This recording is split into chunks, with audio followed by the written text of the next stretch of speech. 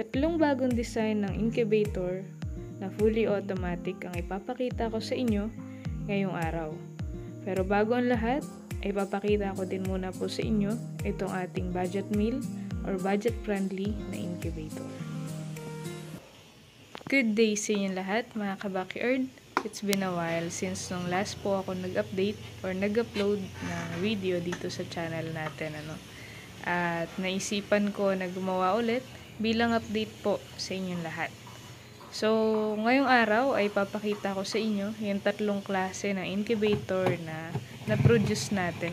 Ito ay fully automatic from budget friendly hanggang doon sa mataas na klase ng incubator natin.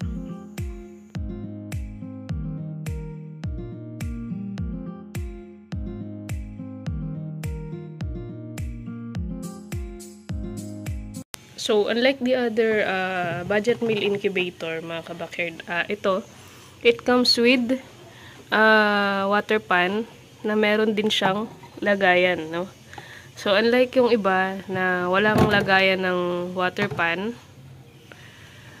na ganyan, kagaya niyan, wala pong lagayan. So, ito, bukod sa budget meal, meron din siyang lagayan. So, syempre, pinaprioritize pa din natin yung needs nung gagamit mismo, no?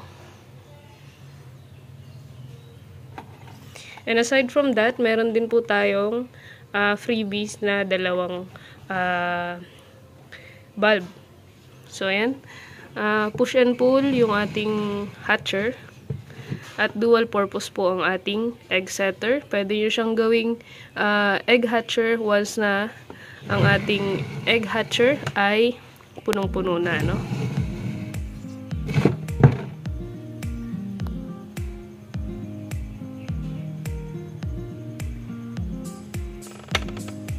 So, ayan, mga kabakerd. Kapansin nyo, hindi pa rin siya tinipid sa materyales, ano?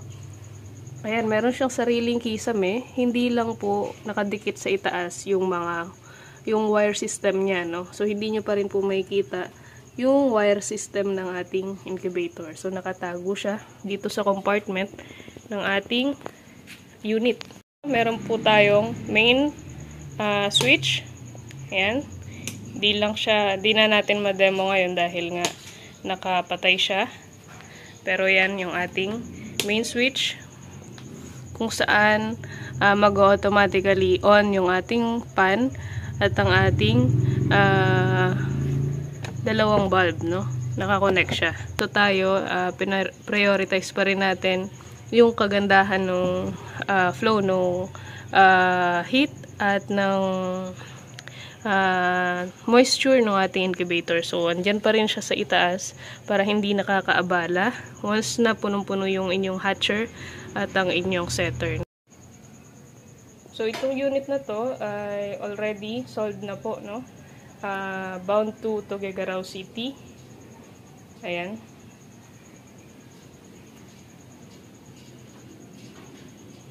Ipapaship natin to via Victory Liner Drop and Go.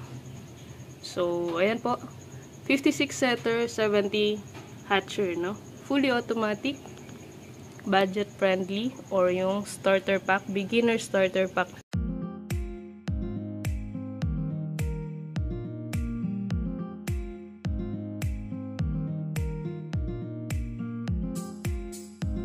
And also, yung ginamit nating bisagra or hinges ay tinatawag na stainless continuous hinges or piano hinges, ano?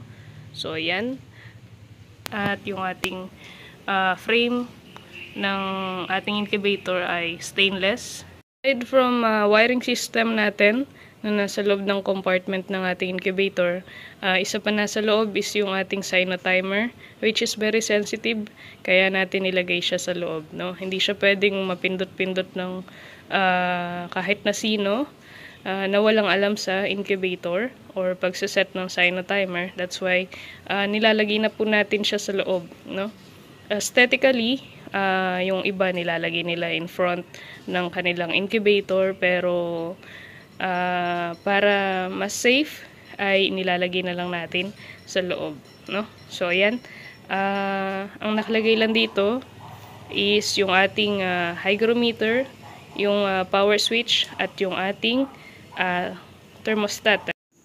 So, para mas madali ang pagmamonitor ng temperature at ng humidity, inilalagay natin siya dito sa harap for monitoring purposes. And also mga kabakyard, kung meron tayong budget meal, meron din po tayong not budget meal. No? Ito po ay para sa mga tao or mga breeders na naghahanap ng or mayroong budget. No?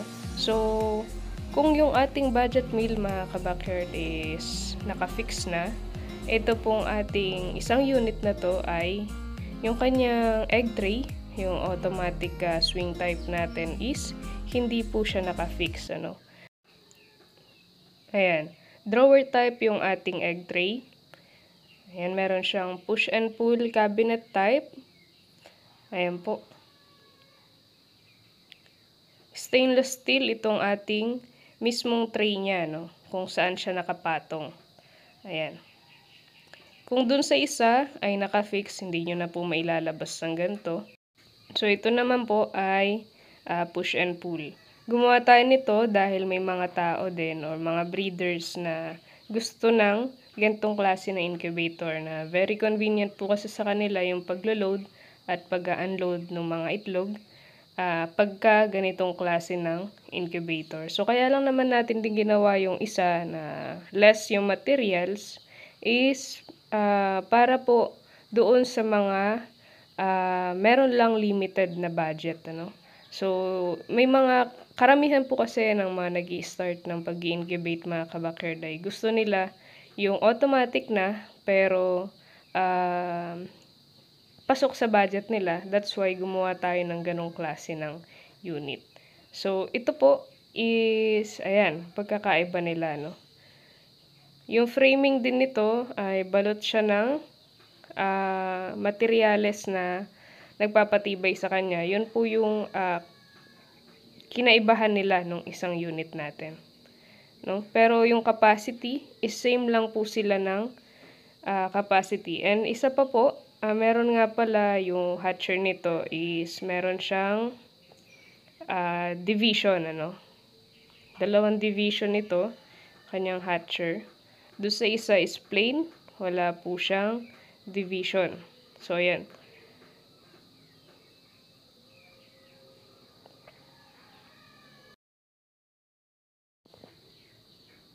And when it comes sa hatching rate, mga kabakyard, wala naman din silang pinagkaiba nung ating budget meal dito sa ating isang unit na to. Ano? So, same capacity pero sa hatching rate ay wala naman din po silang pinagkaiba.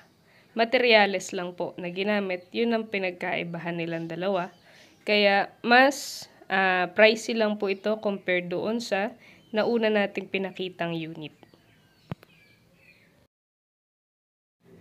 At syempre, sa mga naghahanap ng mas mataas na unit na incubator, hindi naman din po magpapahuli itong isang unit na ito. No? So, ito po ay bound to Leyte na. Ready to ship na po ito. And, ayan, no? Meron siyang built-in na candler. So, mamaya ipapakita ko po sa inyo. Ayan po ang kanyang specs. Meron siyang on and off switch. Meron ding switch yung kanya mismong candler. At yung sino timer natin is nasa loob pa rin. Ano? Ayan. So, what you see is what you get, mga kabakyard, sa mga unit natin ng incubator. So, ayan, papakita ko sa inyo yung loob para naman ma-explain natin yung kanyang specs, no? When it comes sa rotation ng egg, nakaset na din po. Sinet ko na siya ng, syempre hindi ko na sasabihin, nakadepende yan sa maker ng incubator nyo kung ilan po o kung paano katagal ang duration ng kanyang pag-ikot. So, ipapakita ko naman sa inyo ngayon yung kanyang ginawa nating candler. No? So, ayan. Built-in na po yan. Meron siyang sariling switch. Pag nakapatay po yung main switch, syempre, hindi po gagana yung ating candler. No? Dapat ay nakabukas pa rin yung ating incubator bago natin magamit yung egg candler natin. So, ito po ay itlog ng bibe, no? So, yan, ganyan siya kaliwanag. Dahil compare po sa itlog ng mga manok, syempre, much thicker yung shell or egg shell ng ating duck egg, no? So, for example ko sa inyo, yung ating duck egg, dahil may mga egg candler na hindi kinakaya na makita yung loob ng duck egg, no? Sa sobrang hina. So, ito po para mapakita ko sa inyo kung gaano kalakas yung ginamit nating ilaw dito sa ating built-in egg candler. Ayan, sa unit na to, gumamit tayo ng double toggle lock. At pagdating sa kanyang bisagra, yung continuous hinge pa din ang ginamit natin. So, mas matibay po kasi yun compared dun sa mga normal na bisagra na ginagamit nila, no? So, ayan po yung ating unit, no? Ayan po siya. Meron siyang 112 capacity ng setter, egg setter, kung saan nag-i-stay ang itlog ng 1 to 15 days dahil kailangan nito ng automatic na niro-rotate, no? So, sa rotation niya, wala na po kayong poproblemahin dyan. Nakaset na po yan. At plug and play na lang po tayo, no?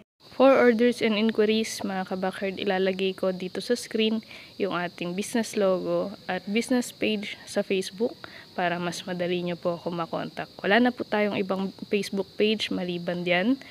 At yan lamang po ang ating ginagamit.